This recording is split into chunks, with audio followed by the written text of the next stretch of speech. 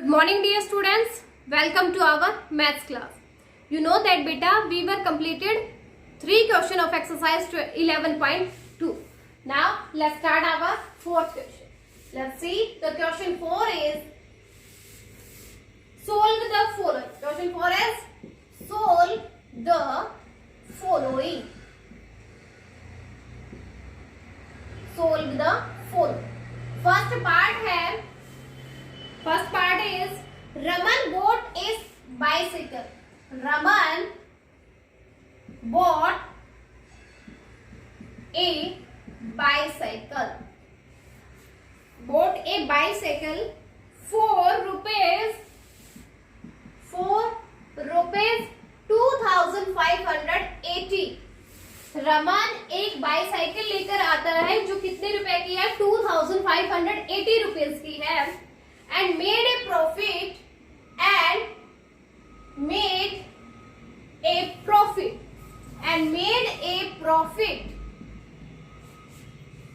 of rupees 845. Made a profit of rupees 845. How much did he sell the bicycle? How much did he sell the bicycle for? देखो statement समझो बेटा क्या है. Raman boat ए bicycle. Raman एक bicycle खरीद के लाता है कितने रुपए की, 2580 रुपीज के.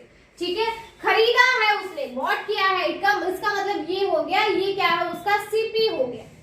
बोट क्या है, खरीदा है, वो उसका क्या होगा, कॉस्ट प्राइस. तो यहाँ से हमें कॉस्ट प्राइस पता चल गया क्या है, 2580 है. And made a profit of rupees 845. और उसको क्या हुआ, उसको ना प्रॉफिट मिला है कितने रुपए का, 845 का. सो यहाँ से हमें क्या मिल गया, पी मिल गया, यानी प्रॉफिट मिल गया. कॉस्ट प्राइस हमें मिल गया है, प्रॉफिट हमें मिल गया. अब इसने ये कहा how much did he sell the bicycle for. तो उसने उस बाईसाइकिल को कितने रुपए में बेचा है, कितने रुपए में सेल किया. यानी हमें यहाँ से क्या निकालना है, सेलिंग प्राइस हमें निकालना है. ठीक है, कॉस्ट प्राइस आपको दे रखा है, प्रॉफिट आपको दे रखा है, क्या निकालना है, सेलिंग प्राइस. सो यहाँ से कॉस्ट प्राइस क्या आया अपना, रुपीज 2580. प्रॉफिट क्या है अपना, रुपीज 845. हमें क्या निकालना है, सेलिंग प्राइस. तो जब कॉस्ट प्राइस और प्रॉफिट आपको दे रखा हो तो तब सेलिंग प्राइस कैसे निकालते हैं, कॉस्ट प्राइस में ऐड कर देते हैं प्रॉफिट को. मीन्स हमें क्या ऐड करना है, 2580 में ऐड करना है प्रॉफिट 845. क्या आएगा, 5, 8 plus 4 12, 1 carry, 8 plus 5 13, 13 plus 1 is 14, 1 carry, 2 plus 1 is 3.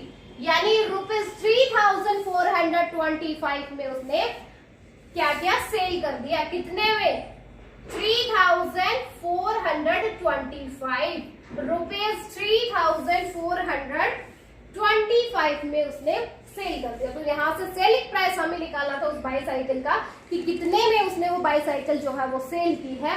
तो कितने में सेल की, 2580 में वो उसका कॉस्ट प्राइस था, उतने में वो बोट करके लाया था, लेकिन सेल कितने में कर दिया, 3425 में. सो उसको प्रॉफिट मिला 845 रुपीज. ठीक है, ये आपका फर्स्ट क्वेश्चन था बेटा, मीन्स फोर्थ का फर्स्ट पार्ट था आपका. नेक्स्ट देखिए second part. Second part is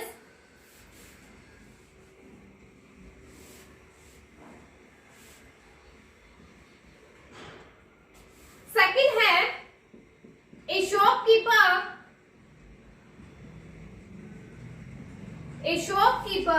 bought 50 pence. Shopkeeper जो है वो 50 पेंस खरीदता है, 4 रुपीज 100. 100 रुपए के क्या खरीदे उसने, 50 पेंस खरीदे हैं. He then sold each pen.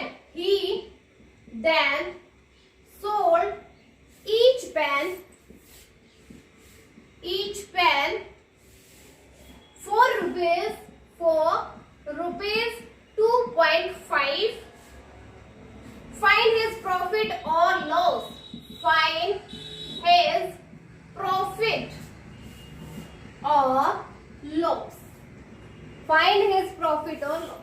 So statement देखिए बेटा क्या है, एक शॉपकीपर जो है वो 50 पेंस लेकर आया है 100 रुपीज के, ठीक है।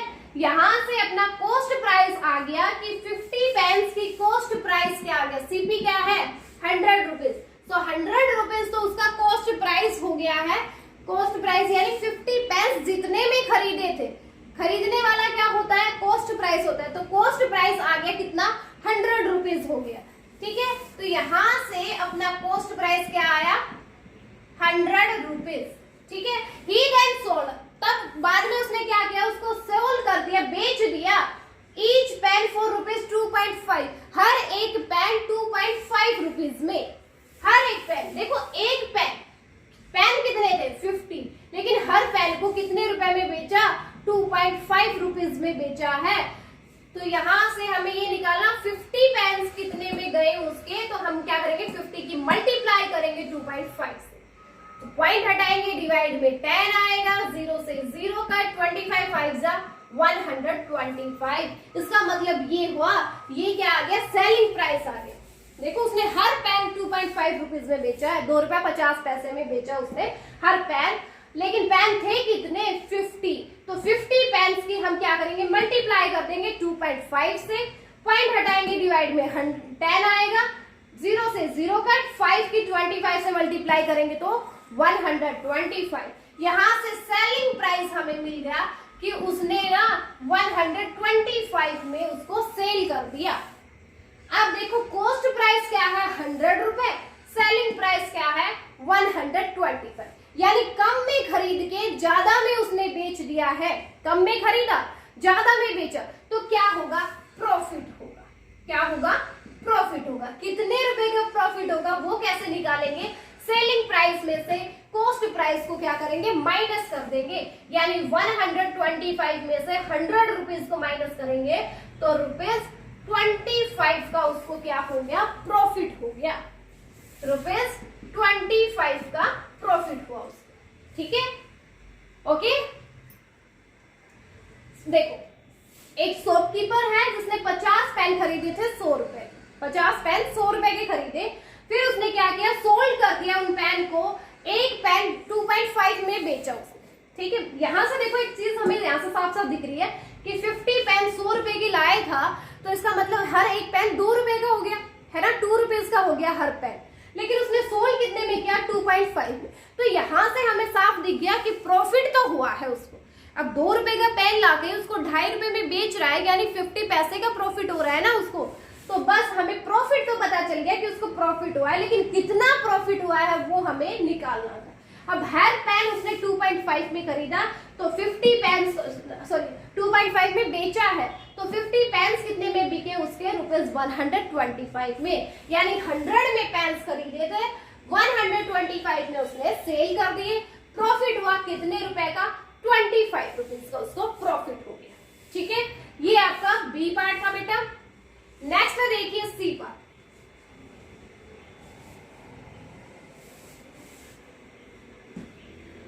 सी part is Apoorva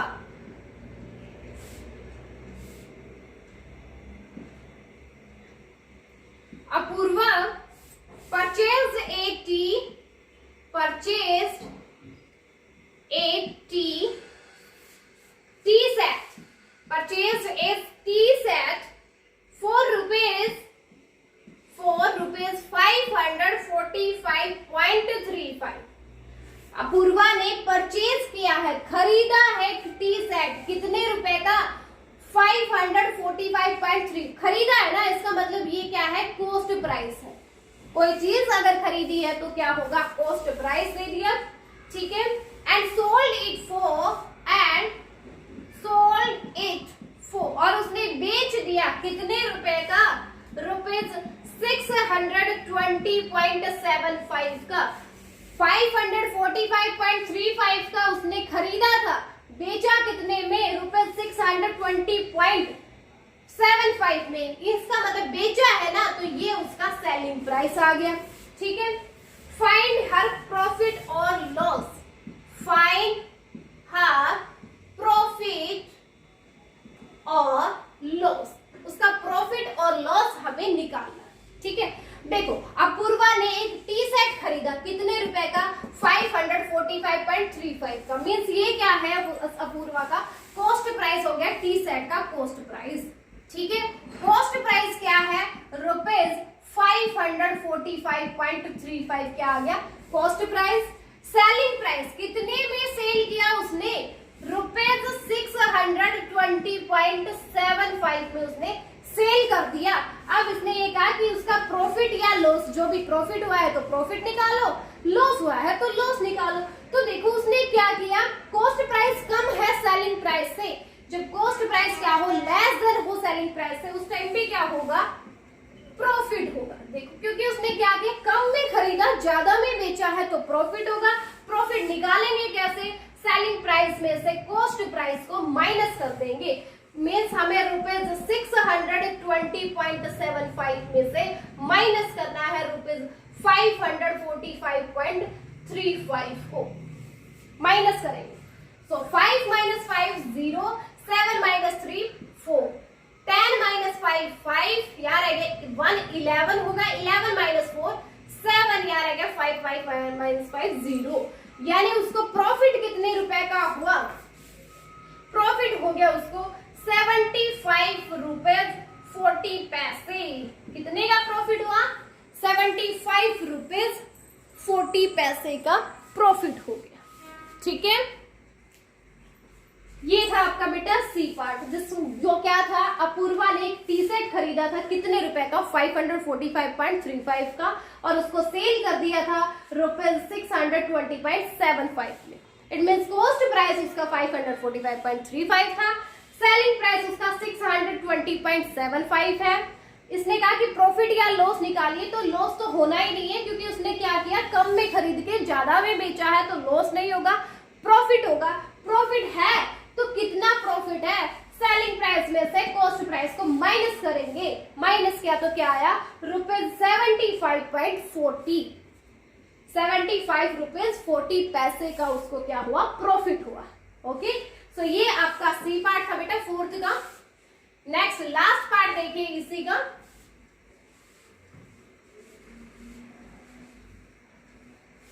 D part is Amit sold a piano. Amit sold a piano. Amit ने एक पियानो को सोल्ड कर दिया। ठीक है, 4 rupees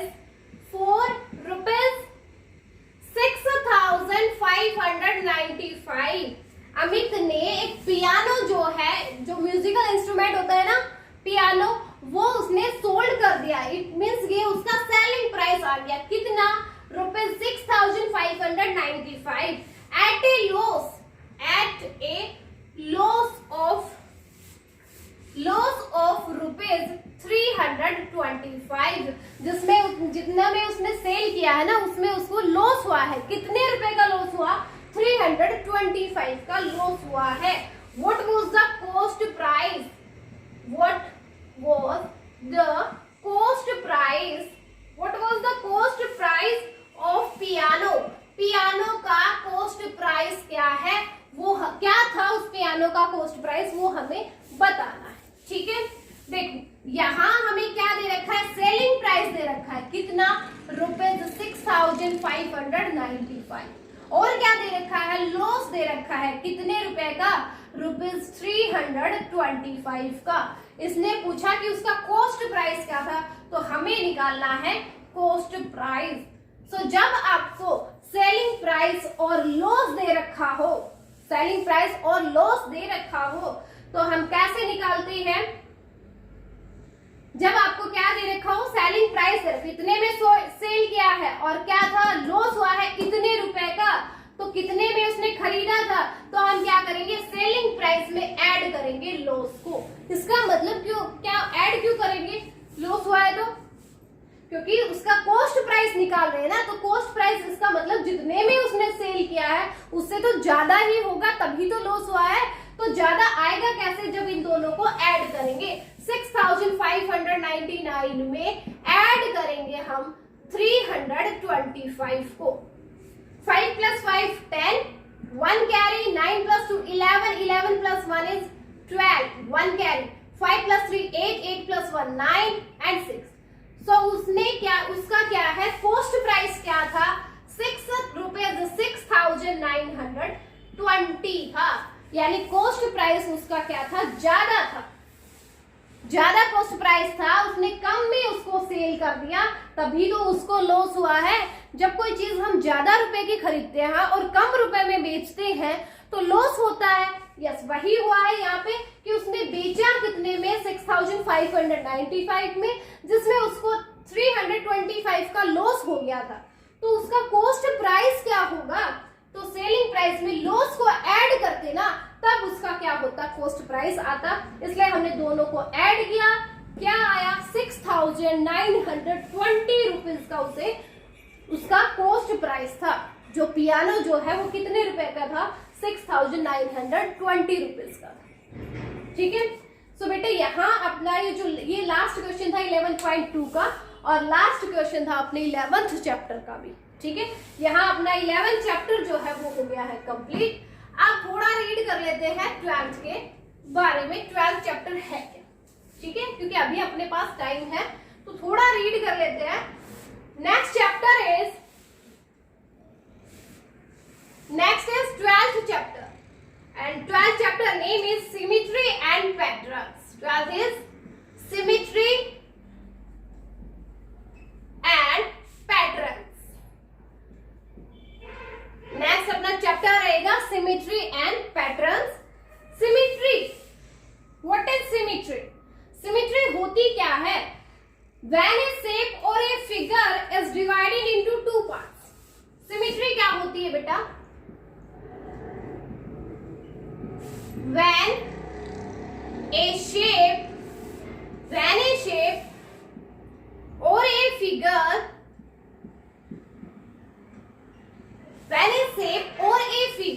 is divided into 2 equal parts, जब है ना, सिमेट्री क्या होती है, जब कोई शेप या कोई भी फिगर जो होती है उसको 2 इक्वल पार्ट्स में डिवाइड कर दिया जाए, equal parts of equal size and shape, equal size and shape, equal size and shape, we call the shape or figure, we call the shape or figure, क्या बोलेंगे उसको? सिमेट्रिकल बोलेंगे उसको। क्या बोलेंगे? सिमेट्रिकल। उस शेप या फिगर को क्या बोलेंगे? सिमेट्रिकल। तो सिमेट्रिकल क्या होता है? जब कोई शेप या फिगर उसको डिवाइड किया जाए 2 इक्वल पार्ट्स में डिवाइड करने के बाद उन दोनों पार्ट्स की शेप और साइज फिर से इक्वल ही रहे, सेम रहे, तो उसको शेप या फिगर को हम क्या बोलेंगे? सिमेट्रिकल फिगर्स बोलेंगे। And the phenomena is non, और जो फिनोमिना होगा उसको हम क्या बोलेंगे? Is called symmetry. उस फिनोमिने को क्या बोलेंगे? सिमेट्री बोलेंगे। ठीक है, तो सिमेट्रिकल होती क्या है, कैसे पता चलेगा कोई शेप जो है वो सिमेट्रिकल है? तो उन शेप को 2 इक्वल पार्ट्स में जब हम डिवाइड करेंगे तो उसके जो दोनों पार्ट्स हैं उनकी शेप और साइज जो है वो सेम होनी चाहिए, तब वो दोनों शेप क्या होंगी? सिमेट्रिकल्स होंगी। ठीक है, okay. The line which divides a shape or figure in 2 identical halves is called the axis of symmetry. So axis of symmetry क्या होती है? Axis of symmetry क्या होती है? जब कोई लाइन किसी शेप या फिगर को 2 इक्वल पार्ट्स में डिवाइड करे तो उस लाइन को क्या बोलेंगे, axis of symmetry. The line which divides a shape or figure into two identical halves is called the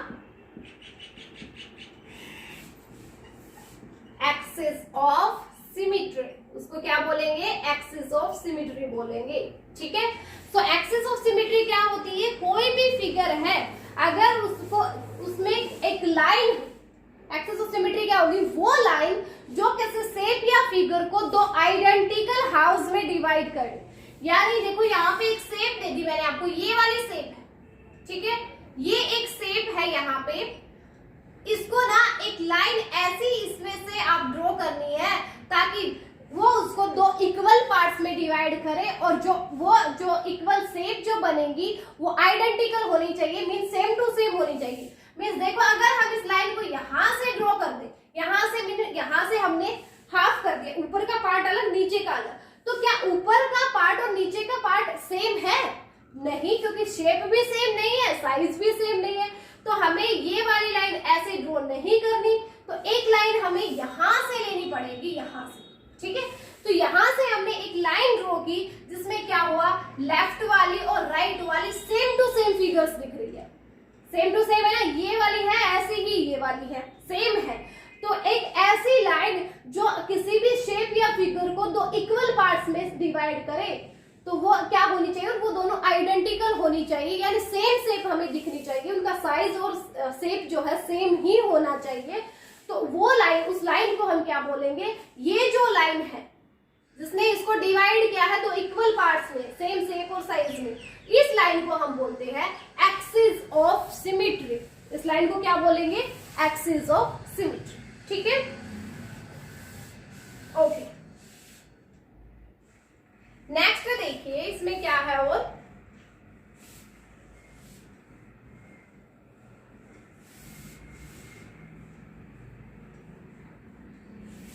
तो ऐसे कौन कौन से, अब हमें क्या देखना है, अल्फाबेट्स देखने हैं। जैसे आपका अल्फाबेट्स हो गया ए, क्या अल्फाबेट, एक अल्फाबेट लिया हमने ए वाला, ए में ऐसी कौन सी लाइन, वो लाइन कहां से जाएगी, देखो इस लाइन को अगर हम हॉरिजॉन्टल लाइन लेते हैं, अगर ये हॉरिजॉन्टल लाइन इसको कट करेगी तो दोनों शेप क्या होगी, दोनों साइड की जो शेप है वो क्या नहीं है, सेम नहीं है, इसलिए इसकी लाइन हॉरिजॉन्टल नहीं हो सकती। तो इसका मतलब इसकी लाइन कैसी होगी, इसमें क्या करें, अगर एक वर्टिकल लाइन ले लें, ये वर्टिकल लाइन ले लें, तो इस लाइन के लेफ्ट वाले, इस लाइन के राइट वाले, दोनों में साइज हमें सेम दिख रहा है, शेप दोनों की सेम दिख रही है, तो इस लाइन को हम बोलेंगे वर्टिकल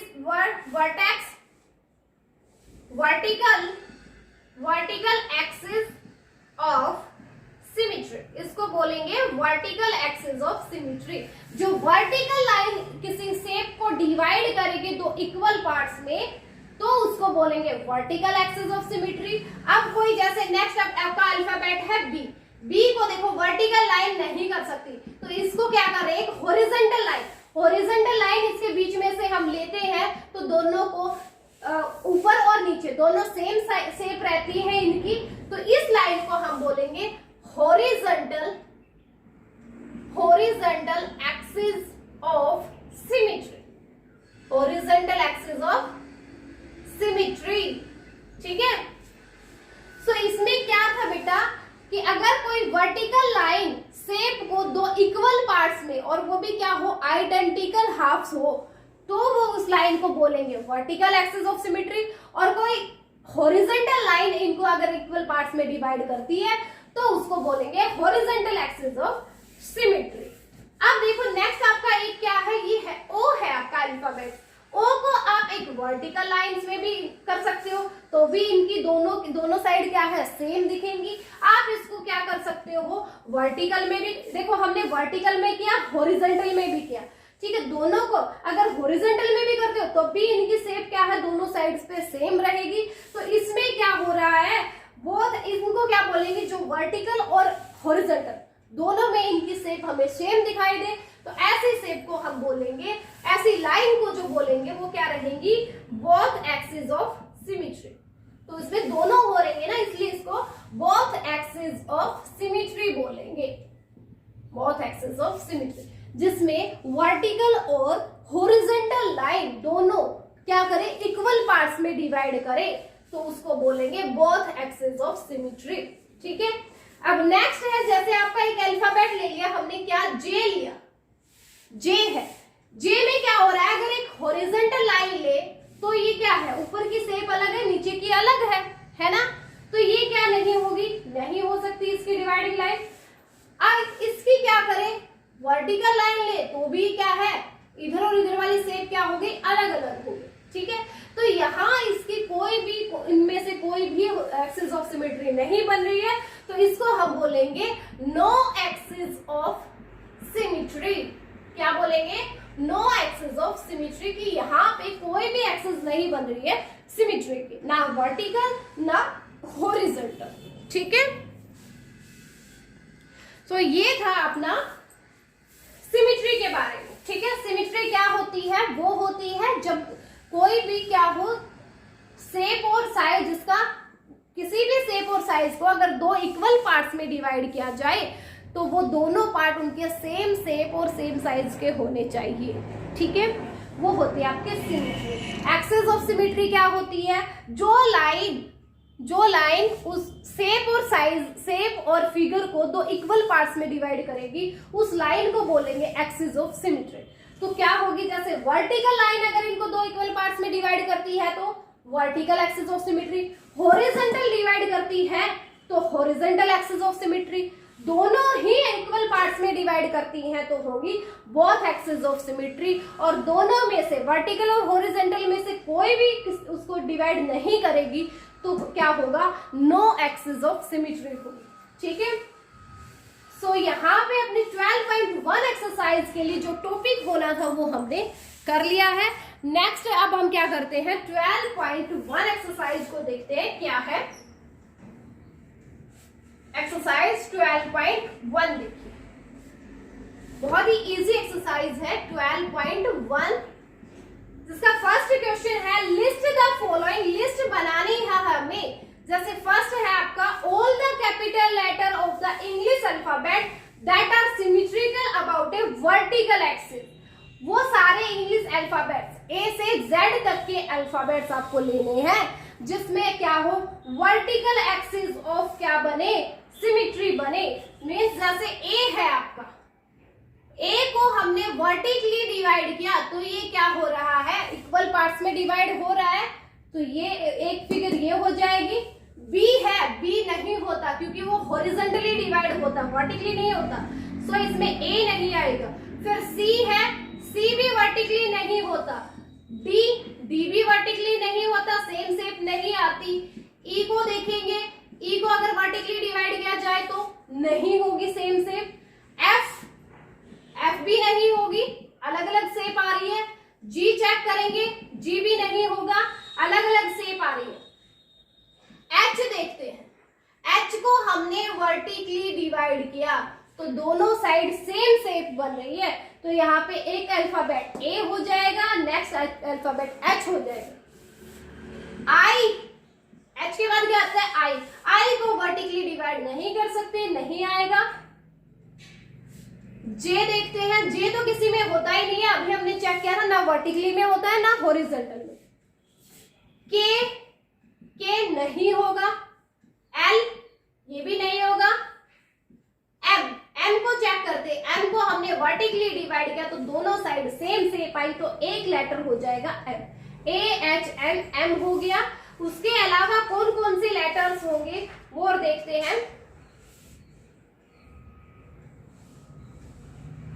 एन देखते हैं, एन, एन को डिवाइड किया, ये भी इक्वल पार्ट्स में हो गया है डिवाइड, तो एक क्या हो जाएगा, एन भी हो जाएगा आपका।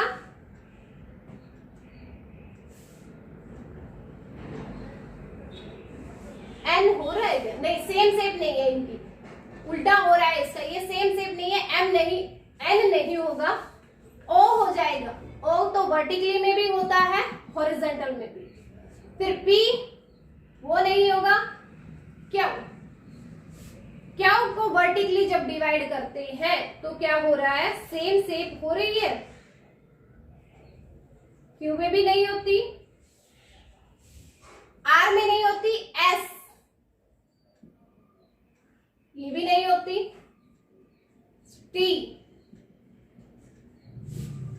टी में हो जाएगी, टी में सेम शेप आ रही है दोनों साइड पे, तो टी हो गया। यू को चेक करेंगे, यू में हो जाती है सेम, वी को चेक करेंगे, वी में सेम हो जाती है, डब्ल्यू में भी आपकी सेम शेप होगी। उसके बाद एक्स जो है, एक्स में सेम हो जाएगी, वाई में नहीं होगी, जेड में भी नहीं होगी। तो वो अल्फाबेट्स आपको लेने थे। देखो इसके फर्स्ट पार्ट में हमें वो अल्फाबेट लेने हैं जिसको अगर वर्टिकली डिवाइड करें, वर्टिकली यानी बीच में डिवाइडिंग लाइन लेकर आए तो दोनों साइड क्या रहे, सेम शेप दिखे, तो वो अल्फाबेट्स आपको लेने हैं। तो ये अल्फाबेट्स हो जाएंगे जिसमें वर्टिकली डिवाइड होगा। नेक्स्ट पार्ट आपका रहेगा जिसमें हॉरिजॉन्टली, तो जैसे आपका बी हो गया ना, ऐसे ही आपको हॉरिजॉन्टली चेक करना है कि हॉरिजॉन्टली डिवाइड करे ना लाइन, तो दोनों साइड आपकी ऊपर और नीचे सेम शेप दिखनी चाहिए। वो अल्फाबेट्स आपको बी पार्ट में लिखने हैं। नेक्स्ट सी में आपको क्या करना है, वो अल्फाबेट लेने हैं जिसमें दोनों लाइन बने। जैसे आपका क्या बन गया, ओ जो है, ओ में क्या होती है, दोनों लाइंस होती है। तो ऐसे ही आपको चेक करना है और किस अल्फाबेट्स में दोनों लाइन बनती है, वो आपको सी पार्ट में वो अल्फाबेट लिखने हैं। डी पार्ट आएगा जिसमें नो एक्सिस ऑफ सिमेट्री, जिसमें कोई एक्सिस ऑफ सिमेट्री नहीं बनेगी। जैसे आपका जे होता है, इसमें कोई भी एक्सिस ऑफ सिमेट्री नहीं बनती है। तो इनके चारों क्वेश्चंस में आपको क्या देखना है, फर्स्ट वाले में वर्टिकल डिवाइडिंग लाइन आए, बी वाले में हॉरिजॉन्टल आए, सी वाले में दोनों वर्टिकल और हॉरिजॉन्टल दोनों आनी चाहिए, और डी वाले में कोई भी एक्सिस ऑफ सिमेट्री नहीं होगी। वो आपको डी वाले पार्ट्स में लिखना है कि कौन कौन से ऐसे अल्फाबेट्स होते हैं। ठीक है, तो यहाँ आपका फर्स्ट क्वेश्चन जो है वो हो गया है कंप्लीट। नेक्स्ट है second question, draw the line of symmetry for each of the following. आपको क्या करना है, यहाँ पे कुछ शेप्स दी गई है सेकंड क्वेश्चन में, उन शेप में आपको लाइन ऑफ सिमेट्री ड्रॉ करनी है। ठीक है, तो जैसे आपके फर्स्ट वाले में क्या दिया गया है, एक जो है कार की शेप दी गई है, एक कार जो दी गई है उसकी शेप है यहाँ पे। ठीक है, तो उसमें आपको एक लाइन ऐसे ड्रॉ करनी है जो क्या करे, इसको इक्वल पार्ट्स में डिवाइड करे। अगर ऐसे करते हैं तो नहीं होगा इक्वल पार्ट्स में, वर्टिकली इसको, तो बस आपको ये लाइन इसके अंदर बुक में ही ये लाइन ड्रॉ करनी है बीच में, वर्टिकली इसकी शेप हो जाएगी। उसके बाद सेकंड पे आपका क्या दिया है, एक एरोप्लेन दिया है। क्या दिया है, एरोप्लेन, जिसमें हमें कैसे इसको डिवाइड, सेकंड पार्ट में, तो इसकी लाइन ऑफ सिमेट्री क्या हो जाएगी, हॉरिजॉन्टल हो जाएगी, तब दोनों साइड इसकी सेम शेप रहेगी। नेक्स्ट है सी, जिसमें एक हार्ट शेप दिया है, उसकी वर्टिकली लाइन हो जाएगी एक्सिस ऑफ सिमेट्री। नेक्स्ट आपका डी पार्ट दिया है जिसमें क्या है, एक फ्लावर बना हुआ है। ठीक है, इस फ्लावर में एक्सिस ऑफ सिमेट्री क्या हो जाएगी, इसकी तो दोनों ही हो जाएंगी, both the axis of symmetry. तो बस ये आपको किसमें करना था, बुक में ही, ये सिर्फ लाइन आपको ड्रॉ करनी है। ठीक है, ओके, तो इसी के साथ अपनी एक्सरसाइज 12.1 है वो कंप्लीट हो गई है। आपको क्या करना है, 11.2 का फोर्थ क्वेश्चन करना है आज, और 12.1 करनी है, जिसका फर्स्ट क्वेश्चन तो आपको नोटबुक में करना है। ये सेकंड वाला क्वेश्चन सिर्फ आपकी बुक के लिए है, इसमें सिर्फ लाइन ऑफ सिमेट्री आपको ड्रॉ करनी है, तो ये सेकंड क्वेश्चन सिर्फ बुक में ही जाएगा। ओके, आज के लिए इतना ही बहुत है। अब क्या करेंगे, लाइव क्लास में मिलेंगे। ठीक है, तो किसी का भी कोई डाउट हो तो लाइव क्लास में क्लियर करते हैं। ओके बेटा, यस।